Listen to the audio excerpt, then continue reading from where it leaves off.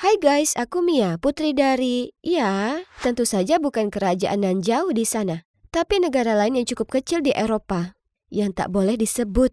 Itu referensi dari Harry Potter, kalau kalian tak perhatikan. Oh ya, sebelum kuceritakan ceritaku yang luar biasa, like dan subscribe? Boleh? Bukan, itu perintah. Yang mulia, silakan turun ke sini.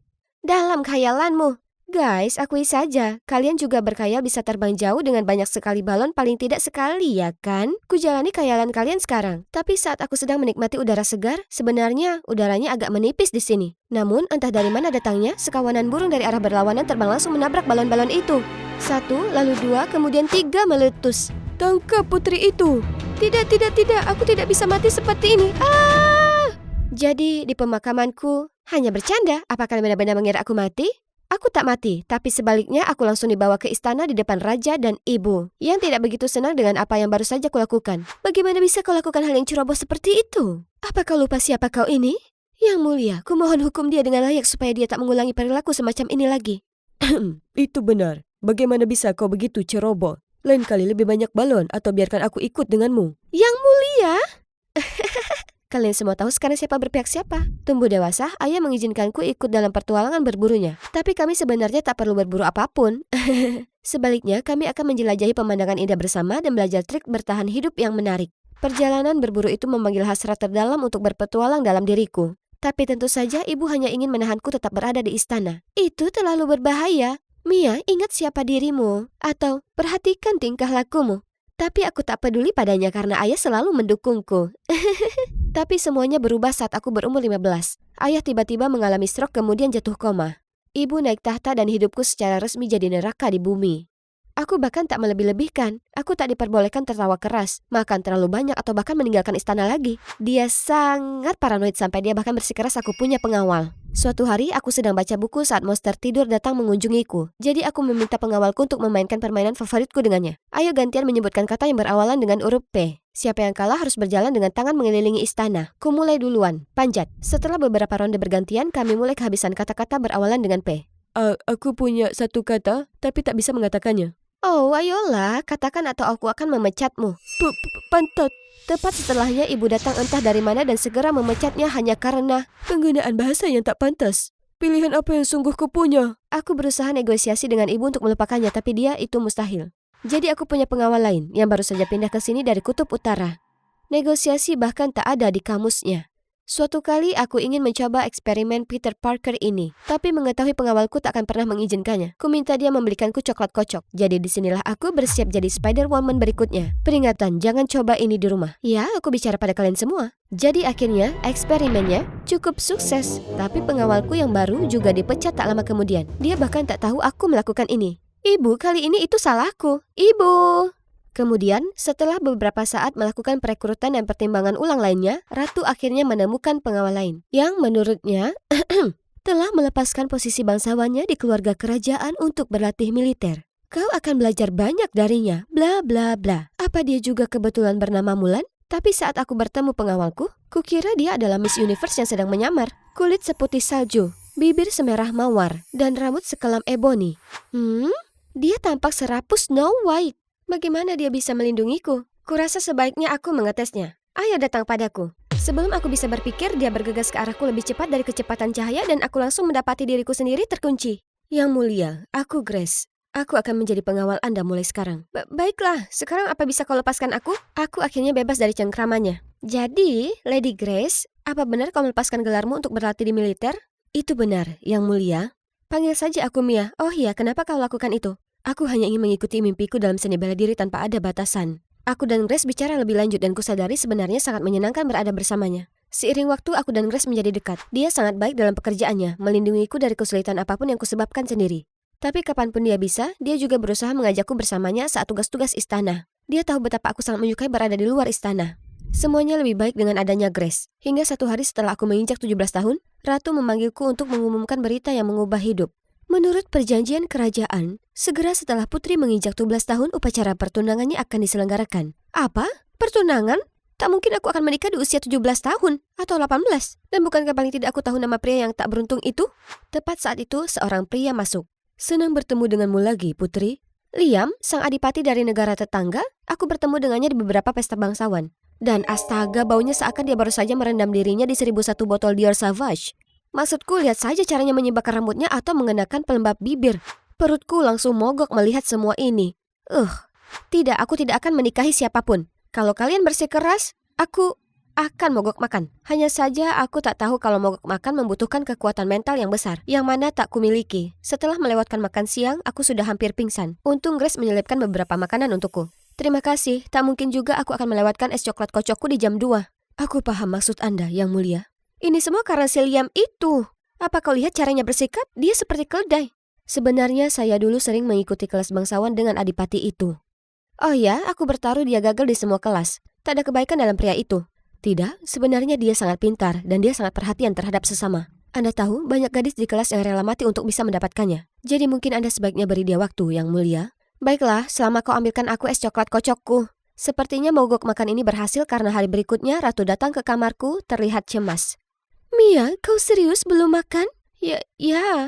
Bu, aku tak bisa. Aku tak bisa menikah. Tepat di saat itu, Markus, sekretaris pribadi ibu masuk, menyela aktingku yang luar biasa.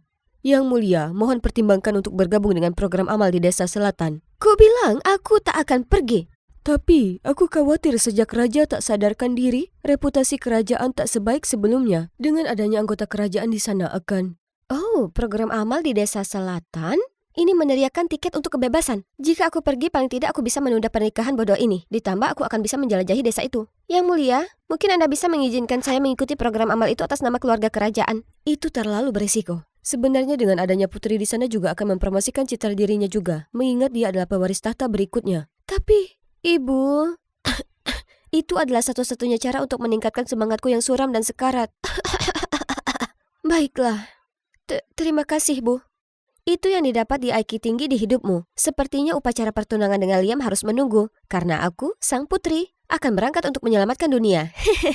Tapi manusia berencana, Tuhan yang menentukan. Saat aku tiba di sana, semuanya sudah sangat diprogram. Semua orang berpakaian rapi, membawa buket bunga, dan berdiri di kedua sisi jalan untuk menyambutku. Segera saat mereka melihatku, mereka mulai bertepuk tangan. Aku bahkan belum melakukan apapun yang layak disanjung. Oh tunggu, haruskah aku tersenyum atau menangis? Berapa banyak gigi yang harus kuperlihatkan? Ups, aku lupa memeriksa diriku sendiri di cermin pagi ini. Apa ada lipstik atau sayuran yang menyangkut di gigiku? Tiba-tiba aku perhatikan ada anak laki-laki dengan buket mawar merah tua. Melihatku dengan penasaran. Apa itu untukku? Terima kasih banyak. Tidak? Kurasa itu untuk ibumu kalau begitu. Aku menepuk kepalanya untuk menghentikan semua kejadian di belakang layar ini. Saat aku lanjutkan berjalan, kulihat seorang pria berpenampilan rapi memakai topi di depanku.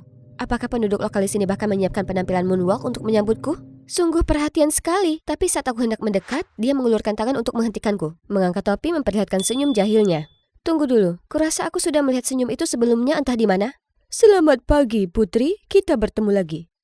Liam, kenapa kau ada di sini? Aku tak tahu apa kau dengar ini.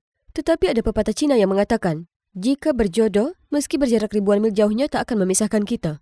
Aku sudah datang jauh-jauh ke sini dan sepertinya masih tak bisa kabur dari laki-laki ini. Aku yakin ibu ada di balik semua ini. Jadi kau pasti tahu pepatah lain di Cina. Tapi jika tidak ditakdirkan, kita sebaiknya tak bertemu satu sama lain, bahkan jika kita berhadap-hadapan. Bahkan setelah secara gamblang kukatakan aku tak ingin melihat wajahmu seperti itu, dia masih saja mengedipkan mata dan terus bertingkah norak. Dia juga bahkan bermain-main dengan Grace, membuatnya malu. Aku harus menyelamatkannya keluar dari sana. Abaikan saja dia. Kukira datang ke sini aku akan bebas berkeliaran untuk menjelajah sekeliling dan bertemu orang-orang baru. Tapi, tanpa persetujuan Ratu, Yang Mulia tak diperbolehkan untuk keluar. Kemudian, untuk makanannya, kita dihidangkan dengan berbagai jenis makanan lezat. Jadi, kita ini sedang beramal atau berlibur? Ya benar, bagaimana bisa kita berdua menghabiskan semua makanan ini sendiri? Kau seharusnya bergabung. Itu benar, semuanya ayo bergabung dengan kami. Kami tak bisa Yang Mulia. Oke, kalian semua duduk atau aku akan memecat kalian. Itulah kekuatan menjadi putri. Jadi ternyata kehidupan di sini tak berbeda dengan yang di istana. Aku harus berpartisipasi dalam banyak sekali kewajiban amal yang tak ada hubungannya dengan amal sama sekali. Parahnya, aku bahkan tak lagi bisa menikmati kesempatanku menunda-nunda.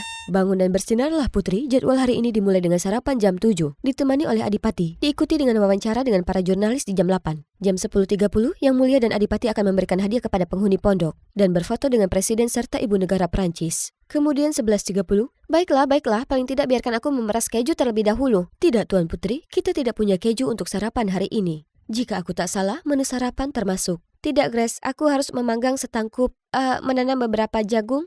Aku perlu ke kamar mandi segera. Ya, sarapan kacau gara-gara Liam.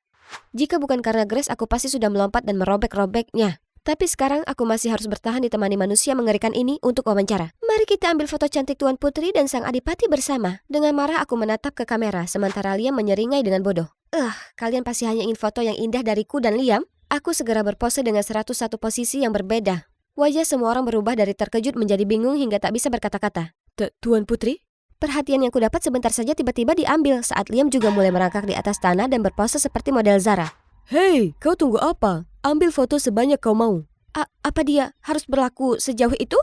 Setelah seharian difoto dan diwawancara dan menjadi cantik dan bernafas, aku kelelahan.